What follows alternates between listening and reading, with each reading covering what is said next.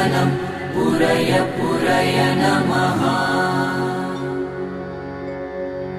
ॐ ह्रीं श्रीं क्लीं श्रीं कुबेराय अष्टलक्ष्मी मम गृहे धनं पुरय पुरय नमः।